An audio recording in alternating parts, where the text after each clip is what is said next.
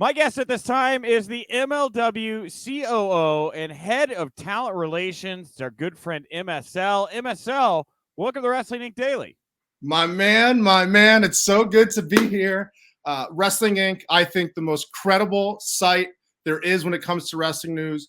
I grew up in the age of the dirt sheets and the cut and paste sites, and I wish when I was a kid that we had Wrestling Inc. You guys just blow everybody away. What an honor it is to be here on Wrestling Inc. Daily, the best podcast every single day, 5 days a week, 7 days a week, 10 days a week. I don't even know how you do it. 5. And really, truthfully, the honor is all mine, MSL. You know, one of the reasons I even kind of got into the podcasting wrestling journalism game is because of MLW radio, man. Wow. I was just a guy in a deli that was listening to wrestling all the time. You guys were one of the first at the table. How was the pastrami? The pastrami was all right. We weren't like a Jewish deli, you know. We Now, were like, if I had known at the time that I could trade an MLW VIP subscription for some pastrami, you and I would have been in business a long time ago. look, I could still get you your pastrami if you wanted him. All right, on rye? You get it on rye. That's fine. But again, Yeah. we weren't a Jewish deli. It was like a Whole Foods deli, you know?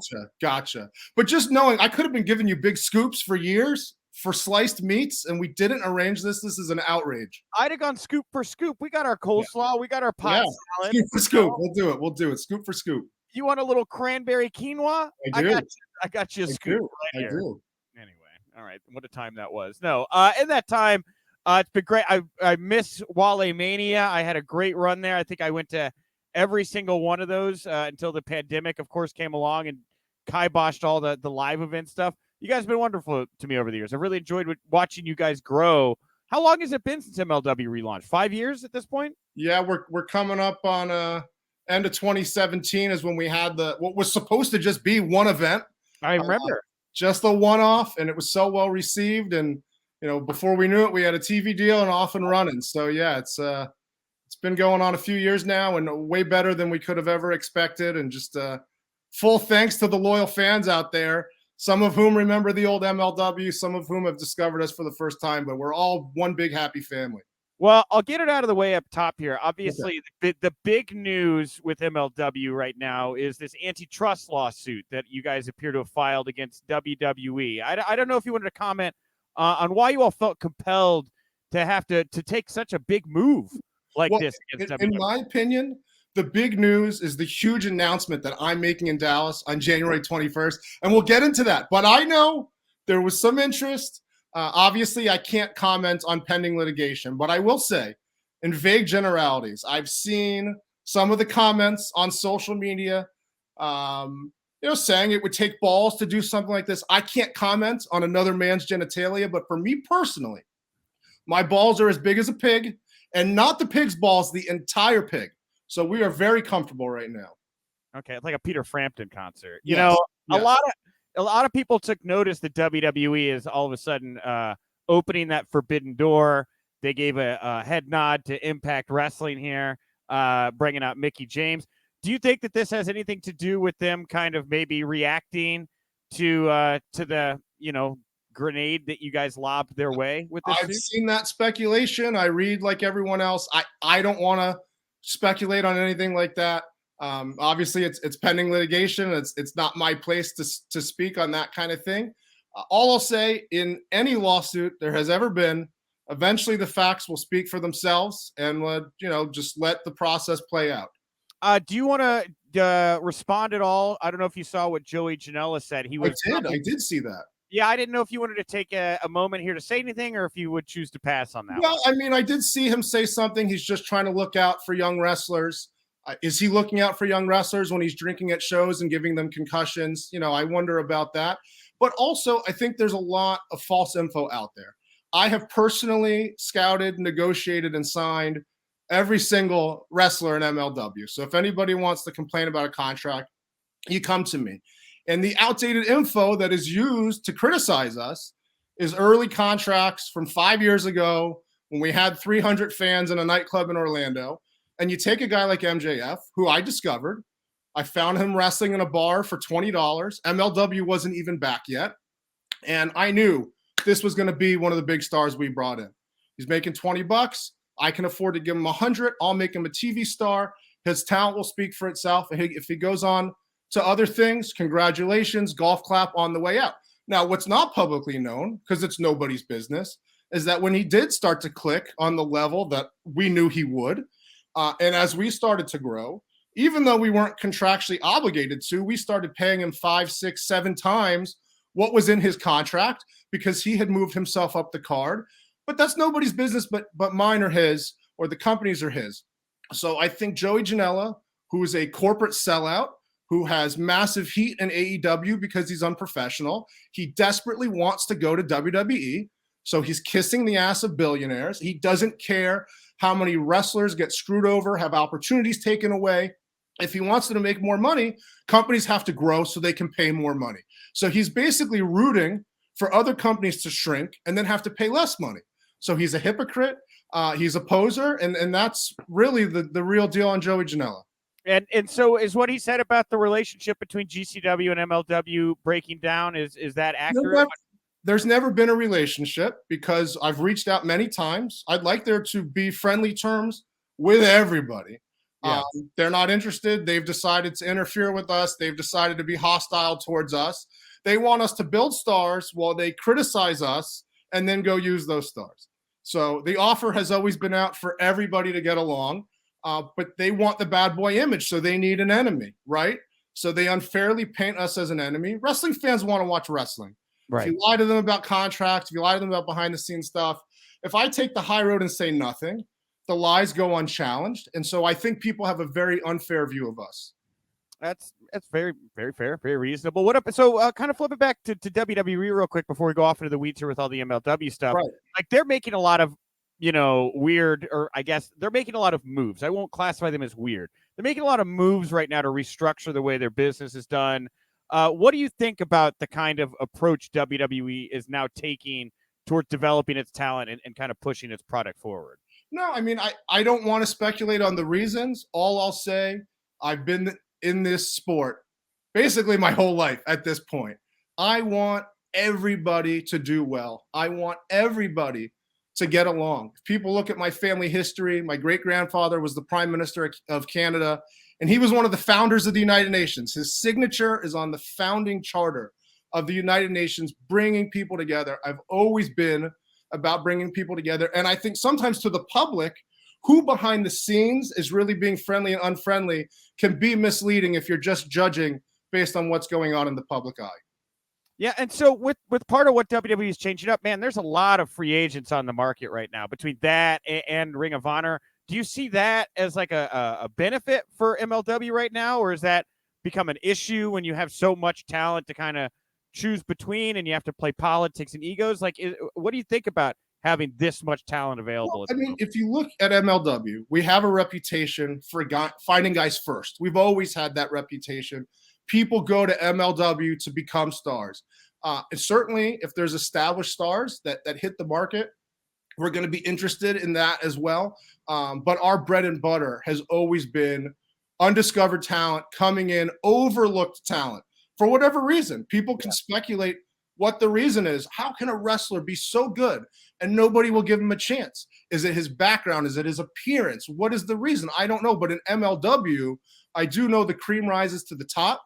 If you look, whether it's Fatu or Hammerstone or Alex Kane, incredible wrestlers given their shot here.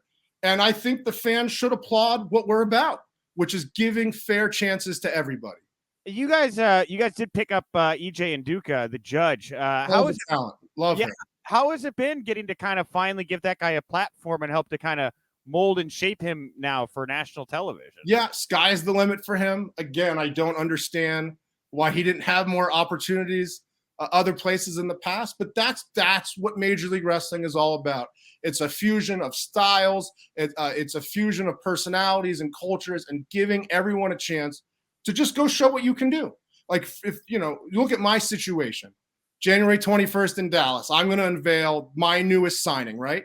And I scoured the world. I wanted to find the best pound for pound fighter in the world.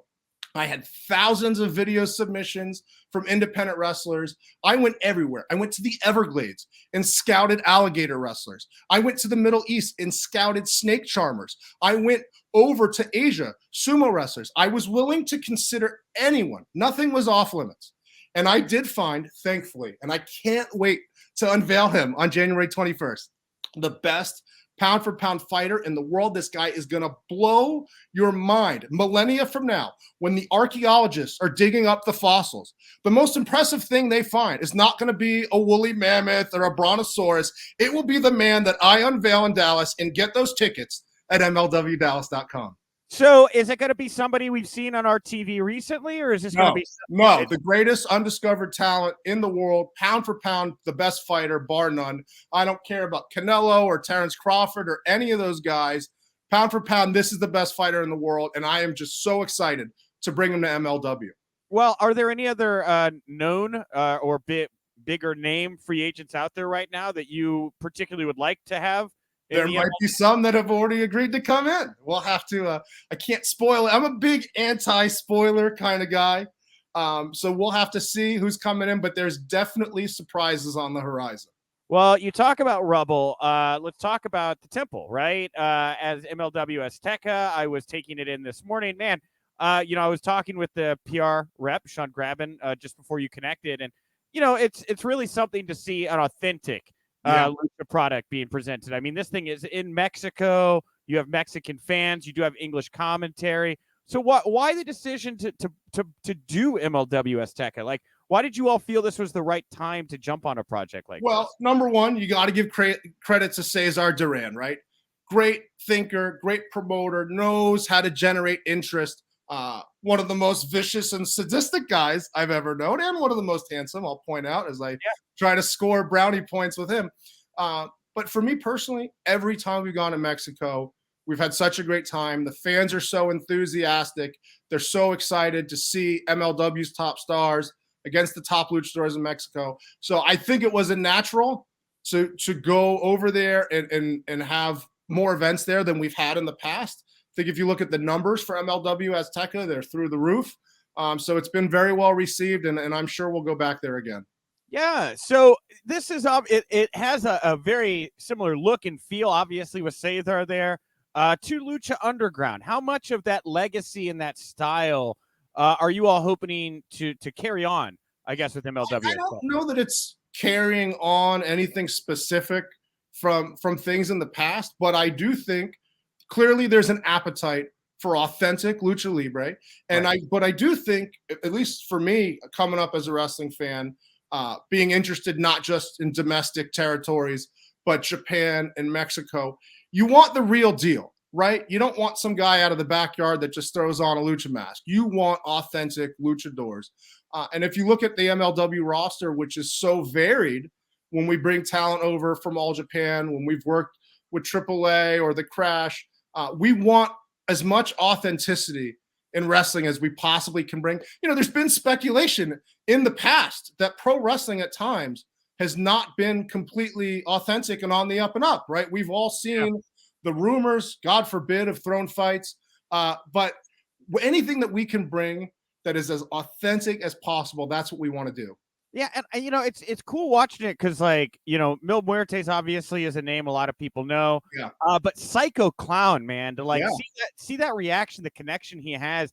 I don't think a lot of North American fans are quite on that bandwagon yet, but he's exceptionally very, very popular down in Mexico. I was looking at the YouTube numbers. You guys are doing high six figures right now for some of these episodes, and I have to believe it's because you guys attach some of these bigger name talents to it. Absolutely. And I think one of the things that happened during the pandemic, when for a while we were the only weekly show with fresh content, you had a lot of fans discovering us for the first time, going to youtube.com/Major League Wrestling and digging into that archive. Maybe they missed some great matches from a year ago, 2 years ago. It was a chance for them to kind of catch up. And so, when you look at the viewership, it's some of the highest we've ever done. Despite maybe any interference from other places, I'm very optimistic about where we're heading. The fan feedback has been great. And you have to think about what kind of fan does MLW have compared to some of these other leagues. They want cutting edge stuff from all around the world. But they also, you don't want to overlook the great homegrown talent right here that maybe they haven't seen yet. And I would hope that we have conditioned the fans over the last several years that over and over and over, what you think of as the next big star, you're going to find him in MLW first. Why'd you feel Hammerstone was the guy for MLW? Put both titles on him. You know, why Hammerstone? Why is he the MLW guy? I mean, I think ultimately a lot of this stuff is up to the talent and up to the fans, right? I believe sincerely in my heart, the fact that we don't have a billionaire backing us, the two best heavyweights in the world are Fatu and Hammerstone. And I don't care how much money you have or your daddy has, I know those are the two best heavyweights in the world, and the fans know deep down. So I think it frustrates some people other places. No matter what you do, no matter what you say, no matter how much propaganda you put up on the internet, MLW's got the two best heavyweights, and it sticks in the craw of a lot of people. But Hammerstone, at his size, with his physique, his agility, the things he can do in the ring, historically, guys that look like Hammerstone, let's be honest, are klutzes in the ring, right? And the way that this guy moves with grace and balance and speed, it's unbelievable. I think him and Fatu are by far the two best heavyweights in the world. We're very fortunate to have them here. And if our contracts are so horrible, why do they re-sign over and over and over? Clearly, they're not making $100. So with you guys have these two great rosters, and there's a bit of blending, right? A little bit of blending between Azteca and the main MLW product. So, you know, how is the relationship with Vice TV? I think a lot of people would like to see both of these shows have weekly exposure, you know, on a platform like that. Is that something fans can get excited about, or no, you think? I think obviously fans want to see us as many places as they possibly can. You know, right now we're on BN Sports and YouTube. Anyone can watch us for free on YouTube anywhere in the world. Personally, I often watch on BN. I'm kind of old school with my technology, and I love to sit down on Saturday nights and watch us on BN. So we just want people to have options. Anybody that wants to watch us can watch us, and as long as that's the case, I'll be happy. All right, and so you guys have these two products. Now, there was another rumored project I had heard about out there where there was some kind of reality show being filmed out in Hawaii. That, to me, smells like Von Erich sheep herding under rainbow-covered waterfall. That could be interesting. Do you want to comment on that? Is there any fire to that smoke? Like, well, I mean, there's always going to be rumors, right? So let me ask you, is this like something that I would have copied and pasted off the internet and sold in middle school for 50 cents on my dad's Xerox machine? Or is this something that Wrestling Inc., the highest standard in journalism, has reported? No, well, we aggregated it. I forget exactly the source. I probably could have put it down here. I want to say back in my mind it was Fightful, but I could be wrong. If you ran it, I believe it. I mean, right now I'm so focused on my new client who I'm bringing to Dallas on January 21st that I'm going to unveil to have the best pound-for-pound fighter in the world. So I'm behind on some of the rumors, but everybody knows the world of MLW never stops, and that sounds like a show I would want to watch. All right. Well, hey, MSL, where can people go to find you, follow you, support MLW, all those great things? You can follow me on Twitter at MSL. More importantly, you can follow MLW on Twitter at MLW. Go to MLW.com for all the information on our upcoming events. Get those tickets for Dallas, January 21st, MLWDallas.com for tickets. And you can check us out, YouTube.com/Major League Wrestling. You can watch us every week for free. You're going to see some of the best wrestlers in the world. You're not going to be sitting through a 3-hour snooze fest. This is all killer, no filler, the best hour of pro wrestling every week, brought to you exclusively by Major League Wrestling.